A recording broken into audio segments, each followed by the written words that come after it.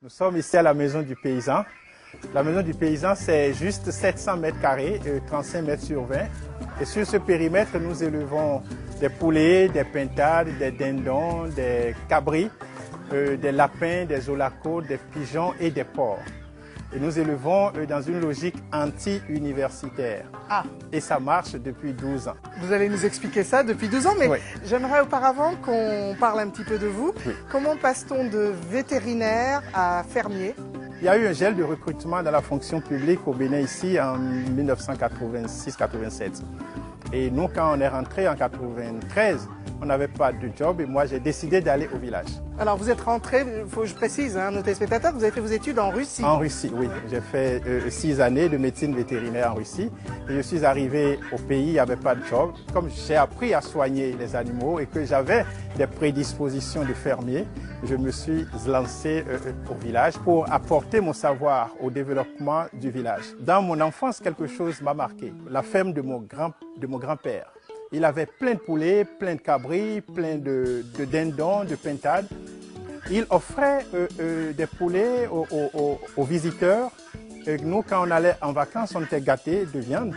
Ces poules pondaient jusqu'à 20 œufs au départ. Quand je suis rentré dans les années 93, les poules du village ne pondaient que 6 ou 8 œufs avant de couver. Je dis c'est pas normal, on ne peut pas être à l'heure des technologies nouvelles où on peut joindre le Japon très facilement maintenant et les poules vont régresser de cette manière-là.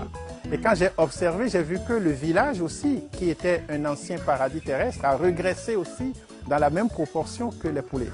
Alors d'où l'idée de cette maison du paysan. Voilà, de mettre mes connaissances, d'opérer une remise en cause pour adapter les connaissances acquises au développement du village. Et je me suis aperçu que la formation des cadres africains n'a jamais répondu à un besoin africain de formation des cadres. Mais ça s'est toujours intégré au besoin colonial de mieux poursuivre la post-colonisation. Et comme ça, on a formé les cadres dans la logique de 1 + 1 = 2. Et on les a formés dans grand air et ils doivent gérer tout l'ensemble que constitue l'univers. Et c'est là où le problème se pose. Et ils sont dans 1 + 1 = 2, alors que 1 + 1 dans d'autres domaines peut donner 6, ça peut donner 1000, ça peut donner 2000. Et quand ils se retrouvent face à des applications comme ça, ils se perdent. Et du développement comme objectif, ils ont travaillé pendant 50 ans et on est arrivé à la pauvreté. Avant, on avait proposé des ajustements et on avait dit le programme d'ajustement structurel et ça n'a pas marché. Après, on a dit réduction de la pauvreté, ça n'a pas marché. Et chaque fois, les cadres se mettent ensemble pour proposer d'autres stratégies qui ne marchent pas. Et on est à la pauvreté aujourd'hui. Peut-être que demain, ils nous amèneront à la misère. Et c'est là où je me suis dit, il faut que ça change. Et vous voyez, les Africains ont mis en place un système d'administration qui gruge. Et ça gruge du haut vers le bas. Nos États grugent les fonctionnaires en leur payant un mauvais salaire. Et les fonctionnaires, à leur tour, grugent l'État en organisant la surfacturation, la corruption, les projets dits de lutte contre la pauvreté, qui au fait ne sont que des projets qui luttent contre la pauvreté des cadres. Et tout ça réuni, ils se mettent ensemble avec l'État pour gruger les paysans. Et les paysans, ils grugent les paysans en achetant leur production moins chère. Le maïs, le coton, le poulet n'ont jamais été achetés à leur prix coûtant. Et comme ça, les paysans, puisqu'ils sont grugés, ils manquent de moyens, eux aussi, ils grugent la terre. Ils grugent la terre en arrachant à la terre toute sa production sans rien apporter à la terre. Ils grugent les poulets, les cabris, les porcs du village en tirant d'eux toute leur production sans rien leur donner à manger. Résultat, les poulets se sont mis en grève. La terre s'est mise en grève. Les cabris, les porcs se sont mis en grève en réduisant leur productivité. Donc ils ont arrêté de produire et les poules autrefois qui pondaient 20 œufs s'arrêtent maintenant à pondre 8. Et la terre qui donnait, le maïs donnait bien au temps de nos grands-parents. Et aujourd'hui, on est à l'heure des technologies nouvelles et le maïs donne moins. Et la pauvreté s'est installée au village. Vous savez, ça c'est le premier point. Le deuxième point, on a amené nos populations rurales à ne pas utiliser les ressources naturelles. Je dis notre pauvreté part de la mauvaise utilisation des ressources naturelles, de l'individualisme auquel on a abouti après l'immixtion des religions, de la politique et tout. On est à l'individualisme. Le troisième élément, c'est la singerie. Nous voulons ressembler à l'autre alors que nous ne sommes pas l'autre. Nous voulons ressembler aux blancs alors que nous ne sommes pas blancs. Nous voulons ressembler aux fonctionnaires alors qu'ils ne sont pas des fonctionnaires. Donc vous avez fait ce diagnostic-là après beaucoup d'études sur le terrain. Le paysan, comme j'ai l'habitude de le dire, c'est 700 mètres carrés juste, et qui, sur cette parcelle, j'élève toutes les espèces ensemble. Ensemble, juste en réponse à juste une réponse rebelle contre le savoir académique qu'on nous a enseigné en Europe, qui au fait était inscrit dans une logique d'industrialisation et de modernisation. Et rentré au pays, j'ai vu que les éleveurs qu'on devrait encadrer étaient dans la logique traditionnelle. Et ils se contentaient d'avoir une poule et 2 poussins, leur maïs ne donne pas, et ça ne leur dit rien. J'ai constaté qu'ils étaient dans une léthargie agro-pastorale. Et j'ai évalué les pertes par rapport aux poussins qui meurent.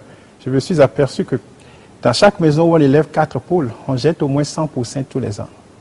100 poussins, évalués à l'échelle d'un arrondissement de 2000 ménages, ça fait 200 000 poussins qu'on jette. Fois 1000 francs, ça fait 200 millions que mon arrondissement jetait comme ça, parce que les gens ne savaient pas élever les poulets locaux. Ce n'est pas que l'encadrement n'était pas fait, mais ce n'était pas approprié.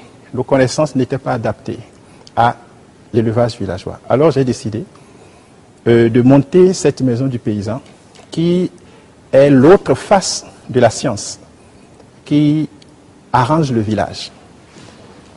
La maison du paysan est ce dont nos villageois ont besoin pour valoriser les ressources naturelles, pour créer de la richesse. La science qu'on nous a enseignée, c'est celle qui développe ceux qui ont intérêt et ont eu intérêt à nous former. Alors que nous avons besoin de la science qui développe nos villages. Et c'est ce que la maison du paysan est en train de faire. Réellement, c'est rentable lorsqu'il nous montre comment est-ce qu'il utilise la science que les gens ont importée de l'Europe. Comment est-ce que lui, il prend cette science, il prend ça avec les pincettes, ce qui lui permet donc de rentabiliser notre élevage traditionnel. Et nous a montré que nous pouvons créer donc de l'emploi dans notre propre pays en nous basant sur ce que nous avons de propre à nous et non donc de toujours importer. L'importation, donc, il est en train de parler, ce n'est pas simplement de la technologie, mais c'est aussi autre chose. Même des animaux sont importés au pays. Or, on sait ce qu'il y a comme problème lorsqu'on importe quelque chose. Il y a donc cette phase d'adaptation qui est souvent difficile et qui conduit souvent nos projets à des éléphants blancs. Et on en a beaucoup dans le pays. Donc ce qu'il nous montre, je crois, c'est faisable, c'est pratique, tout le monde le voit, c'est ce qui se fait dans les villages, mais il apporte un peu du savoir-faire qui va réellement nous amener à ce savoir-vendre qui va apporter un plus à la nation. Les livres occupent quelle place dans votre vie? Là encore, vous savez, celui qui prend un livre et le lit, consomme ce que l'autre a pensé. Très bien. L'autre qui a pensé, il s'est connecté à la nature, il s'est connecté à autre chose pour écrire. Je dis, le livre, pour moi, n'est pas ce qu'il faut lire. La nature est le plus grand livre. Et il y a tout dedans, et ça ne ment même pas. C'est-à-dire, ça vous informe. Vous avez des milliers d'informations en une seconde. Un margouillat qui tombe du ciel, qui tombe d'un arbre, c'est déjà un livre.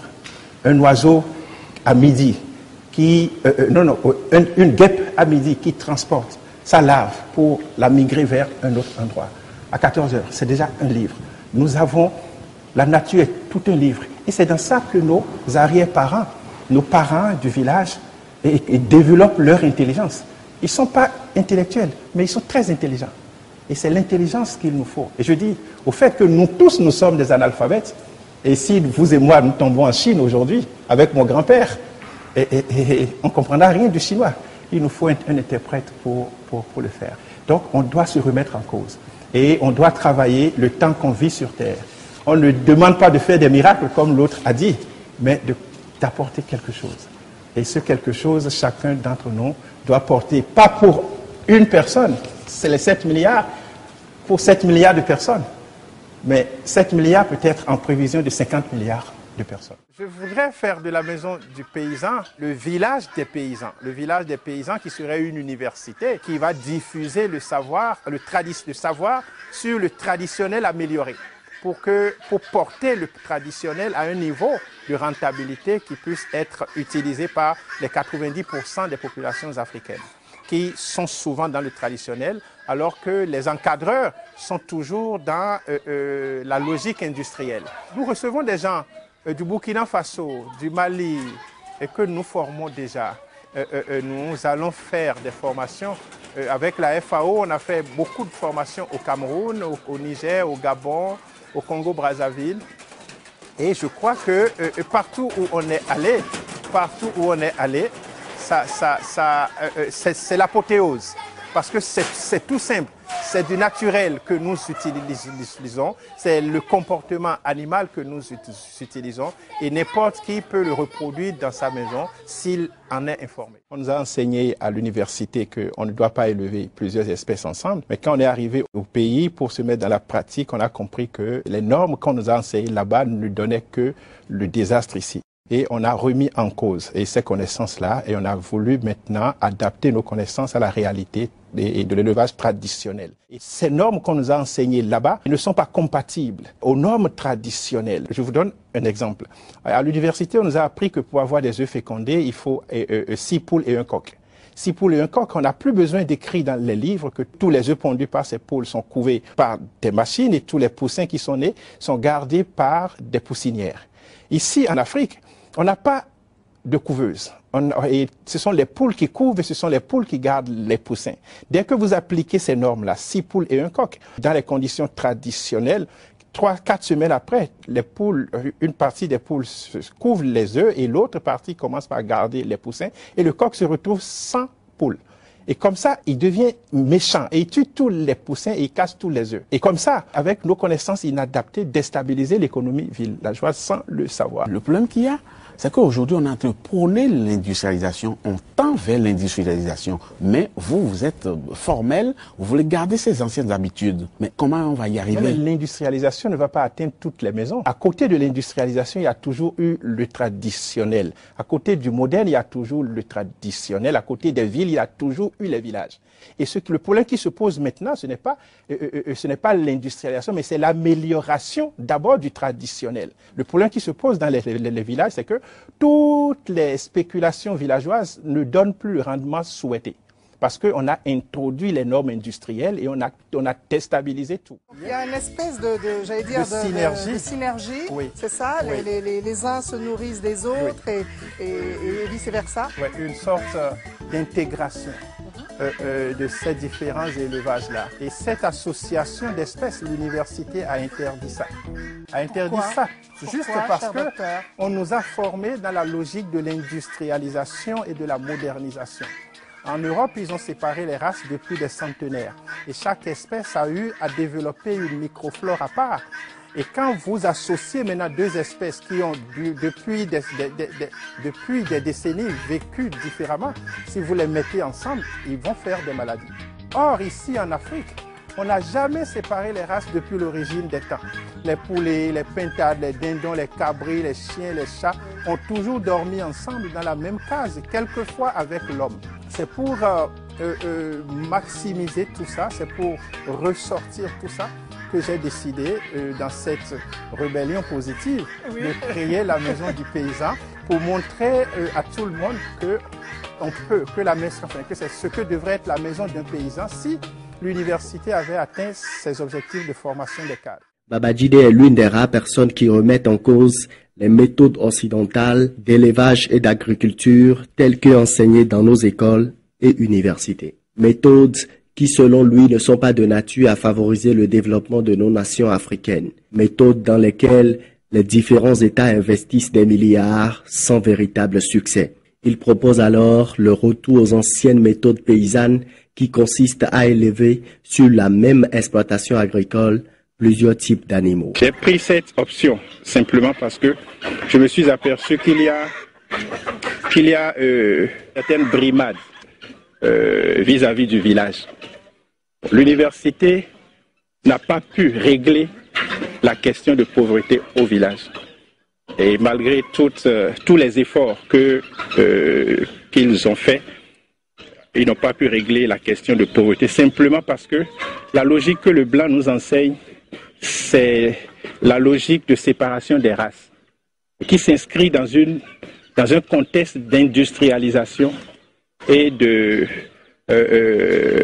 modernisation de l'agriculture.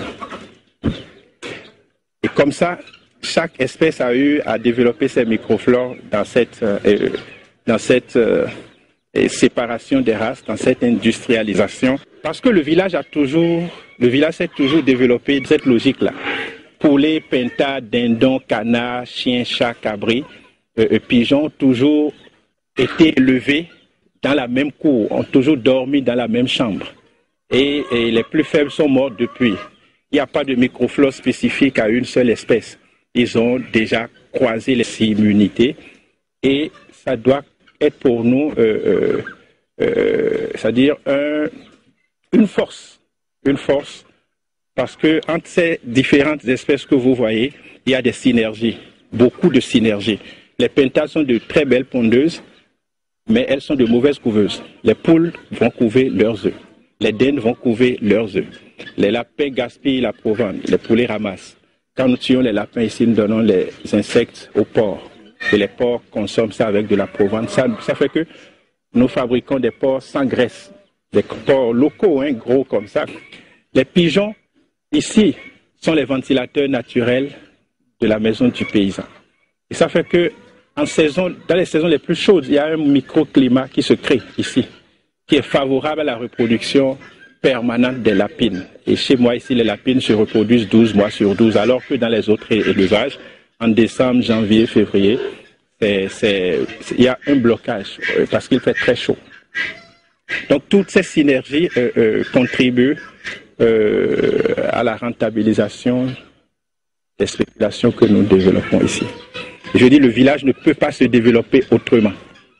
C'est un cri d'alarme, un cri de détresse pour que le village devienne comme ça. C'est au fait une image, une projection de ce que la maison d'un paysan devrait être. C'est ici, à la maison du paysan, un site d'élevage d'animaux qu'il expérimente depuis quelques années cette méthode paysanne. Une manière de faire dont les résultats sont concrets, satisfaisants et forcent l'admiration. Nous gérons 700 mètres carrés ici. Nous élevons 56 lapines mères qui nous produisent 2200, 2300 lapins par an. Nous avons 3 truies locales qui n'ont rien à envier aux truies de race, qui nous donnent 60-65 porcelets tous les ans. Actuellement, on veut porter ça à 8 mères. Nous avons 20 holacodines qui nous donnent 200-210 holacaudes par an. Nous avons 20 poules locales qui sont déjà métissées. Avec les pintas, on a autour de 2500 pintas des poulets par an. On a une vingtaine de pigeons. L'année passée, on est allé jusqu'à 350 pigeons. Mais on a arrêté cette race-là. On veut produire rien que des pigeons blancs. À côté de ça, j'ai mis en place tout un mécanisme pour appuyer les paysans.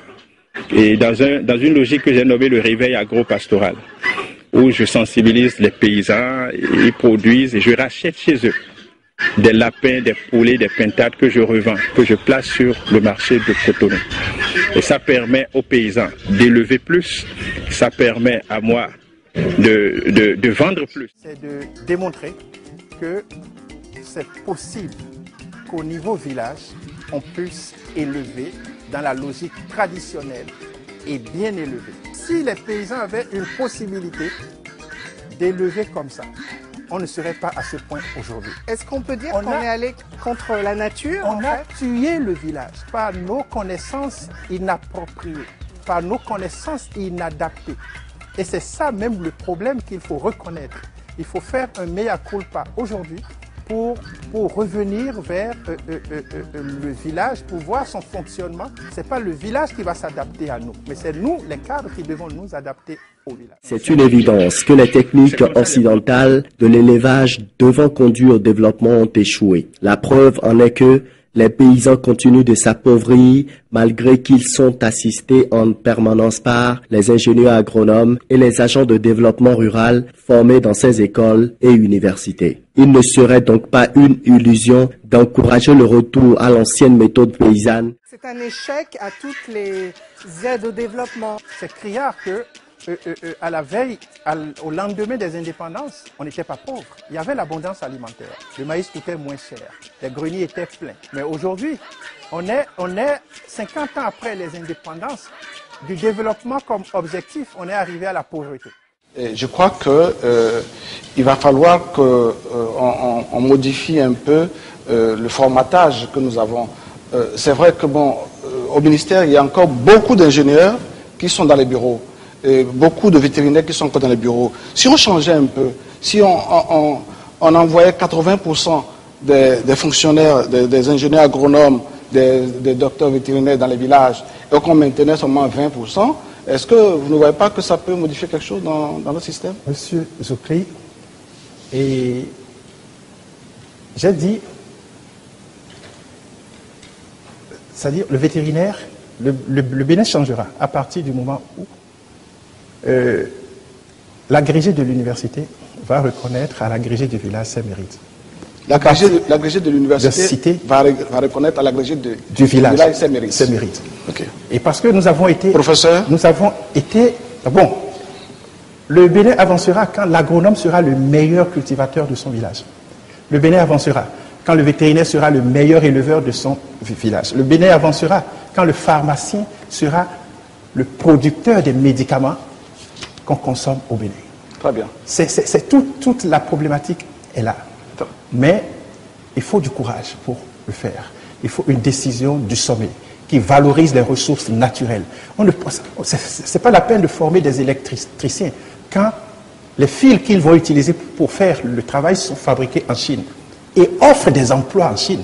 Pourquoi ne pas former pour produire des fils électriques? Pourquoi ne pas former pour produire les climatiseurs et former les frigoristes? C'est un choix que nous avions fait, mais il faut que ça change. Alors, comme vous êtes à un bout et à l'autre de la chaîne, c'est pour ça que dans votre officine, notamment, vous fabriquez et vendez de la provende, que vous mettez au point des produits pour le bien-être de vos animaux. Ça, c'est le médecin également, mais l'homme d'affaires qui se retrouve. Non, le médecin qui adapte sa profession à son environnement. Vous voyez tous les médicaments qu'on nous envoie. C'est une pintade. C'est un coq qui vient de créer. Je suis nul. Je ne vois même pas une différence entre un cri de coq et une pintade. Oui. Bon. Notre médecine a été enseignée sur la base de l'industrialisation et de la modernisation. Les médicaments aussi sont fabriqués en conséquence. Vous voyez ici, le paysan, il n'a que 50 poulets dans sa cour. Et vous voulez qu'il achète un médicament qui coûte 3 000 francs, alors qu'il n'a pas les moyens de se l'acheter. Pour l'utiliser toute l'année, ce n'est pas possible.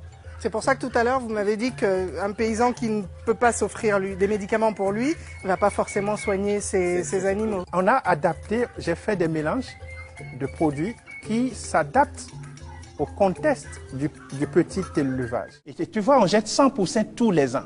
Et quand j'élève ça à l'échelle d'un arrondissement de 2000 ménages, ça fait 200 000 poussins qu'on jette. Fois 1000 francs CFA, ça fait 200 millions de francs que chaque arrondissement jette du fait qu'on ne s'occupe pas de ces poussins-là qui sont nés pour nous pour nous enrichir. Et j'imagine un système, un service vétérinaire qui s'installe. On peut sauver. Nous, on a mis en place à la maison du paysan des formules simples pour sauver 8% sur 10.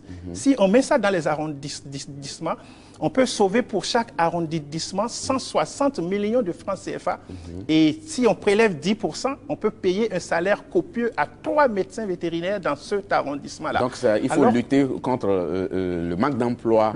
Mais au fait, quand on dit qu'il n'y a pas d'emploi, je dis non, il n'y a pas d'emploi parce que nous n'utilisons pas conséquemment nos ressources. Nous ne savons pas créer l'emploi à partir d'en bas. On nous a toujours formés et pour que l'emploi nous tombe d'en haut. Et tout le monde est dans cette logique-là, alors que l'emploi, le vrai emploi, devrait provenir d'une meilleure utilisation des ressources qui sont à la base. Donc si je comprends très bien, vous êtes en train de dire que pour remédier à tous ces problèmes-là que vous avez cités, il faut repenser complètement le concept de développement rural, c'est cela? Oui, non seulement le concept de développement rural, mais il faut une réforme d'abord administrative osée, qui permet de donner au cadre, enfin de mettre le cadre dans une condition où il est payé par son travail et il vit de son travail. Deuxièmement, on doit faire une réforme de l'éducation. De l'éducation qui offre... Du système éducatif qui offre, enfin, qui ne forme plus des chômeurs, mais qui forme pour utiliser des gens dans des secteurs définis pour produire de la richesse. On doit former en tenant compte des besoins béninois ou sous-régionaux d'emploi. Et on doit former en tenant compte de nos besoins. Et enfin, à un troisième niveau, on doit faire une réforme agraire hardie qui ramène à la terre ce qu'on lui a volé, qui ramène au village son organisation est perdue, qui amène au village même les déjections qui inondent les villes pour régénérer les terres. C'est ce que vous appelez en gros le retour au village. Le retour au village. J'ai nommé ça le programme spécial pour la restauration du village. Et dans cette restauration, on pourra créer des emplois confortables aux paysans qui sont là. Et ça leur permettra de se maintenir sur place et permettra au finish de ramener ceux qui sont partis en ville. À vous entendre parler, on a comme l'impression que vous pointez du doigt le pouvoir central. Pourquoi les paysans eux-mêmes ne peuvent pas s'organiser, ou les diplômés sans emploi ne peuvent pas s'organiser pour utiliser ce concept-là? Ou bien vous pouvez en être pionnier, non? Oui, mais au Bénin, tu sais, quand vous avez une idée, on vous met au garage. C'est-à-dire, il me semble qu'il y a un système qui fonctionne à l'envers et qui nous a amenés là où nous sommes, à la pauvreté. Vous dire que vous en avez été déjà victime? Oh là là, mais c'est pas pour rien que j'ai choisi d'amener les poules qui ont le nombre de poussins correspondant à l'année d'indépendance aux foires des indépendances au Bénin. Si je suis parvenu à ça, c'est parce que je n'ai pas eu, on ne veut pas vous écouter, ou bien on vous laisse crier. Peut-être que vous l'exposez mal aussi. Non, peut-être. Tu sais, si on ne veut pas t'entendre, on te laisse crier, ou bien on t'ignore. De toute façon, ça vous donne l'occasion aujourd'hui de parler fort, de vous faire entendre à plusieurs endroits. Non? Voilà, de toute façon, la FAO, entre-temps la FAO régionale à Accra, finissez là-dessus, parce a eu vent de ça et m'a envoyé dans des pays de la sous-région pour appuyer les programmes de sécurité alimentaire. Et ça a porté ses fruits? Ah, mais il faut évaluer. Et je suis certain que quand le diagnostic est clair et que la thérapie appropriée suit, il y a forcément Donc vous voulez dire qu'il y a de l'espoir quand même dans le pays? Ce n'est même pas ça. Moi, je suis déjà cet espoir parce que médecin vétérinaire, je vis et j'ai créé des emplois. Et je ne suis pas seul. Hein. Il y en a qui se battent dans cet univers-là, dans cette jungle noire-là, où on croit qu'il n'y a plus de vie. Mais la vie tient encore parce qu'il y a une étincelle qui nous guide. L'étincelle comment on appelle, de la magie de la production. La magie de la production. Tu sais qu'une graine de maïs, tant qu'une graine de maïs au sol va pouvoir germer, on ne peut pas vivre pauvre. Parce que la seule graine peut donner jusqu'à 1000 graines. Pour restaurer le village, donc il faut il faut un programme de restauration du village qui utilise les approches développées par la Maison du Paysan, qui aboutit à de petites unités rentables de pintade, de poulet, de cabri, de porc, qui puissent générer des revenus pour les paysans. Donc ce concept, vous essayez de le vulgariser et de le porter au niveau d'un grand nombre. Est-ce que vous y arrivez? Le drame est que les vraies personnes concernées par cette technique-là sont les paysans. Les 90% de la population qui souffrent, qui sont dans la pauvreté extrême, qui n'ont pas les moyens pour payer la formation. Ce que nous essayons d'atteindre maintenant, c'est ceux qui ont les moyens de venir à nous et de se faire former. Mais avoir les moyens de venir à vous, c'est parce que vous êtes cher, c'est ça? Non, pas du tout. Pas du tout. Parce que la personne n'arrive pas à manger. Et vous voulez qu'il aille payer 10 000 francs ou bien 20 000 francs pour acquérir une formation, qu'il paye 30 000 francs pour être suivi pendant 6 mois. Vous voyez que c'est demander à un paysan d'acheter un avion, ça. Donc, la question est là. C'est que depuis un certain temps, je fais le plaidoyer envers les mairies, envers l'État pour que nous puissions, ils puissent payer pour ces pays. Encore que ce que vous demandez n'est pas exorbitant, mais vous dites qu'on peut atteindre l'autosuffisance alimentaire si chacun pouvait avoir son espace d'élevage. Imagine une maison comme ça, dans laquelle 700 mètres carrés, où nous commercialisons autour de 2000 poulets pintades par an, autour de 2000 lapins par an, une centaine de porcs par an. Je dis, si chaque paysan pouvait avoir une maison comme ça, on aurait atteint l'autosuffisance alimentaire pour chacun et pour le Bénin en général, et on pourrait exporter le surplus d'une bonne viande vers les autres pays. Quand les gens parlent de l'autosuffisance alimentaire, ils oublient qu'un pays peut atteindre l'autosuffisance alimentaire par la production de 5 personnes. Et là, ces produits ne seront même pas accessibles aux autres. Mais ce que je propose, c'est que nous atteignons l'autosuffisance alimentaire par la production de chaque paysan dans sa maison. Donc tout le monde va devenir paysan dans le pays? Non, mais nous avons un pays à 80% au moins rural. Et chaque paysan n'arrive pas à se donner 2 repas par jour. La question est qu'on les a amenés à la pauvreté après 50 ans d'indépendance. On ne peut jamais vivre pauvre au village parce que toutes les potentialités existent. Nous avons seulement changé l'ordre des choses. On a décidé que le salaire vienne d'en haut alors qu'il devrait provenir d'en bas. On a décidé que l'université dirige le village alors que le village est dans l'intelligence de développement.